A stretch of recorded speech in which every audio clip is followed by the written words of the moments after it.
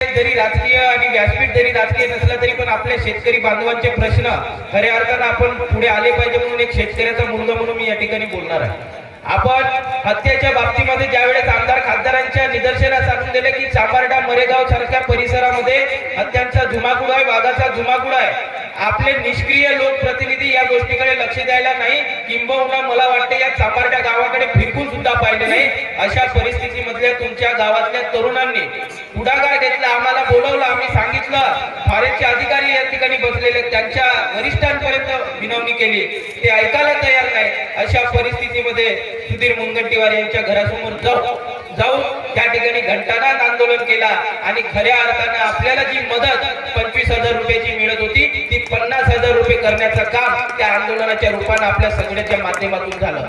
तुमच्याच बाजूला असलेल्या मी चांभारट्या गावात ज्यावेळेस आलो त्या दिवशी त्या फॉरेस्टच्या अधिकाऱ्यांना सांगितलं होतं की ड्रोन कॅमेऱ्याच्या माध्यमातून तुम्ही हत्ती कुठे आहेत ती पाहणी करा आणि त्या पाहणीतून आम्हाला कळेल की हत्ती कोणत्या बाजूला आहे, गावकरी मंडळी तुम्हाला मदत करते। परंतु निगरगट्ट असलेले अधिकारी सुद्धा त्यावेळेस त्याच्याकडे लक्ष दिले नाही आणि सुदैवानं आमच्या मरेगाव गावातला येरमे नावाचा तरुण त्या ठिकाणी हत्तीच्या हल्ल्यामध्ये मारला गेला। त्या ठिकाणी त्याच्या कुटुंबाला 25 लाख रुपयाची जरी मदत मिळाली असेल तरी पण आज त्याच्या लहान मुलाबाळांचा जर देखभाल करायचा असेल तर आज त्याच्या वडिलाला जो आपल्या वयाची 75वी 60वी गाठत आहे अशा वडिलाला त्या मुलाबाळांचं त्या ठिकाणी पालन करावं लागणार आहे। मित्रांनो, या गोष्टी जरी आपल्याला दुर्लक्षित केलं तरी पण खऱ्या अर्थानं आज वेळ त्यांच्यावर आली होती, उद्या आपल्यावर येते। परंतु अशा परिस्थितीमध्ये आपला जो लोकप्रतिनिधी आहे तो लोकप्रतिनिधी खऱ्या अर्थानं आपल्याला न्याय देण्यासाठी त्या ठिकाणी लढायला पाहिजे होता, पण सुदैवाने असं आम्हाला कुठेही दिसला नाही। हा आमचा दुर्दैव आहे। विषय खऱ्या अर्थानं पाहायला गेला तर डॉक्टर साहेबांनी सांगितलं की गेल्या अनेक दिवसापासून मग काँग्रेसच्या काळामध्ये शिक्षण क्षेत्रासाठी जिल्हा परिषदेच्या शाळा असतील, जिल्हा परिषदेच्या शाळा डॉक्टर साहेब खऱ्या अर्थानं काँग्रेसनी एक विद्यार्थी असला तरी या ठिकाणी आपण शिकवलं पाहिजे असं धोरण ठेवलं। हे जे आमचे मशाकेत्री पाटील साहेब आहेत, मागे बसलेले सगळे कर्मचारी आहेत, हे जिल्हा परिषदेच्या शाळेमधून शिकून आलेले विद्यार्थी आहेत। आमचे जीवनभाऊ ठाकरे कनेरीच्या मामाच्या घरी राहून त्या ठिकाणी शिक्षण घेतले, जिल्हा परिषदेच्या शाळेमध्ये राहून घेतले। आणि अशा परिस्थितीमध्ये भारतीय जनता पार्टीच्या सरकारने एक दुर्दैवी निर्णय काढला होता की आपले जे बहुजनांचे पोरं आहेत, जे आमचे दलितांचे पोरं आहेत, जे आदिवासींचे पोरं आहेत, जे आमच्या ओबीसींचे पोरं आहेत ते शिक्षणापासून वंचित राहिले पाहिजे म्हणून 20 पेक्षा कमी पटसंख्या असलेल्या जिल्हा परिषदेच्या शाळा बंद करण्याचा जी.आर. त्या ठिकाणी काढला। हा दुर्दैवी निर्णय आहे। जर आज जिल्हा परिषदेच्या शाळा बंद झाल्या तर तुमच्या आमच्या सर्वसामान्य शेतकऱ्यांचा मुलगा चांभारट्यापासून गडचिरोलीला शिक्षण घेण्यासाठी दररोज अपडाऊन करू शकणार नाही। आणि ही परिस्थिती लक्षात घेता काँग्रेसच्या काळात या सगळ्या योजना आपण लागू केल्या होत्या, परंतु भारतीय जनता पार्टीने मित्रांनो ही बंद करण्याचा षडयंत्र रचला।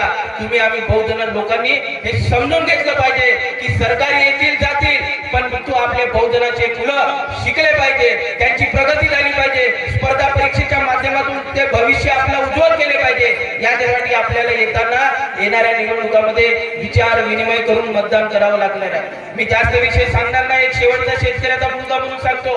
आपल्या जिल्ह्याला लागून आपल्या राज्याला लागून छत्तीसगड नावाचं राज्य त्या ठिकाणी आहे। काँग्रेसचं सरकार त्या ठिकाणी होता। मागील 5 वर्ष 3,500 ते 4,000 रुपये धानाला भाव होता। आपल्या जिल्ह्यामध्ये आपल्या राज्यामध्ये देशामध्ये भारतीय जनता पार्टीचं सरकार आहे। ज्यावेळेस 2014ला 2,500 रुपये काँग्रेसच्या काळामध्ये धानाला भाव होता, तोच आजही 10 वर्षानंतर 2,500 ते 2700 रुपये धानाला भाव आहे। त्यावेळेस आपल्याला सांगत होते की धानाला दुप्पट भाव देऊ, शेतकऱ्यांना स्वामीनाथन आयोग लागू करू, परंतु शेतकऱ्यांना अजूनपर्यंत कुठली मदत त्या ठिकाणी भारतीय जनता पार्टीच्या सरकारकडून झाली नाही। मित्रांनो, आपण समजून घ्या, काल परवाला 6,000 रुपये आपल्या खात्यामध्ये आले। आपण आनंद व्यक्त करत आहोत की मोदी सरकारचे 6,000 रुपये आपल्या खात्यामध्ये आले, परंतु मित्रांनो हे आपल्याच खिशामधून काढलेले पैसे आहेत, ते लक्षात घ्या। जर समजा 10 वर्षामध्ये 3,500 रुपये 4,000 रुपये जर धानाला भाव आज दिला असतं, गेली 10 वर्षामध्ये धानाला भाव जर वाढवून दिला असतं तर आज आपल्याला एकरी किमान 10,000 रुपयाचा फायदा त्या ठिकाणी झाला असता। 10 वर्षाचे किमान 1 लाख रुपये आपल्याला फायदा झाला असता। तेच पैसे आपले जर वाढले असते तर आपल्याला भारतीय जनता पार्टीच्या सरकारकडे अशा पद्धतीने 6,000 रुपयाची भीक देण्याची गरज नसती। जे आपण मेहनतीने कमवलेलं धान आहे, जे आपण मेहनतीने केलेलं दाम आहे, त्याची जर किंमत मिळाली असती तर मित्रांनो खऱ्या अर्थानं आपल्याला नाही मिळाला असता। परंतु एकीकडे आपण बघतो की प्रचंड वाढत चाललेली महागाई, त्याच्यामध्ये खाद्यतेलाचे भाव असेल, त्याच्यामध्ये पेट्रोल डिझेलचे भाव असेल, आमच्या विद्यार्थी बांधवांचे शैक्षणिक पुस्तक या संपूर्ण किमती त्या ठिकाणी वाढत चाललेल्या आहेत आणि इकडे आमच्या धानाला भाव मात्र 2,500 रुपये आहेत. मित्रांनो, आपण समजून घ्या, आपल्याला धर्माच्या हिंदू मुस्लिम नावाने राजकारण करून, देवा धर्माच्या नावाने राजकारण करून आपल्याकडून मतदान घेत आहेत आणि आपल्या बहुजनांचा कसं शोषण होत आहे हे आपण समजून घेतलं पाहिजे. विषय अनेक आहे. आमच्या माता भगिनीकडे बसल्यास भरपूर प्रमाण आहे. आम्ही सुरुवातीला काँग्रेसच्या काळामध्ये मातीचा तेल त्या ठिकाणी काड्या देत होतो किंवा काड्या आपण जंगलातून आणत होतो, स्वयंपाक होत होता, एकदम व्यवस्थित आपण त्या ठिकाणी राबत होतो, राहत होतो. परंतु उज्ज्वला गॅसच्या नावानं आपल्याला मोफत गॅस सिलेंडर दिला. देताना सांगितलं की मेरे बहनों के आंखों में आंसू नहीं आने दूंगा.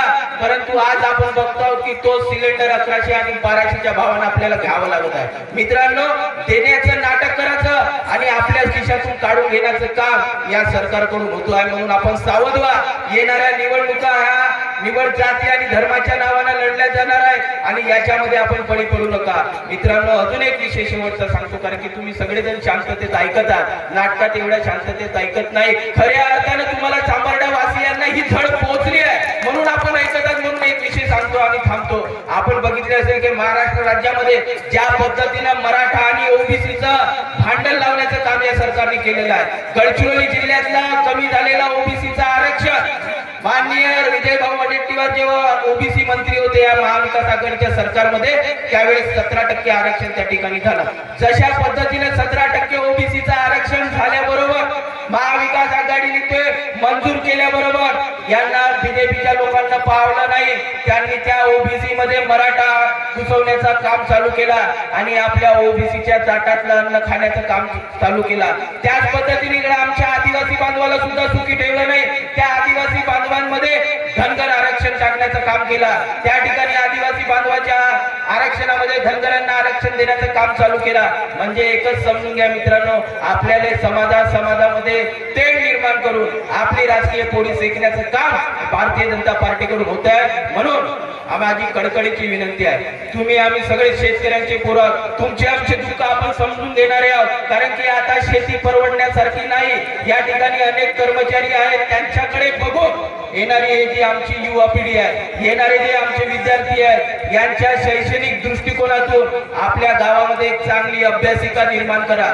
त्या अभ्यासिकेच्या माध्यमातून त्या ठिकाणी स्पर्धा परीक्षेची तयारी त्या विद्यार्थ्यांना करायला लावा आणि त्या स्पर्धा परीक्षेच्या माध्यमातून खऱ्या अर्थानं आपला उज्ज्वल भविष्य पुढच्या दृष्टिकोनातून चांगला करा. एवढीच या ठिकाणी विनंती करतो आणि थांबतो. जय जय महाराष्ट्र.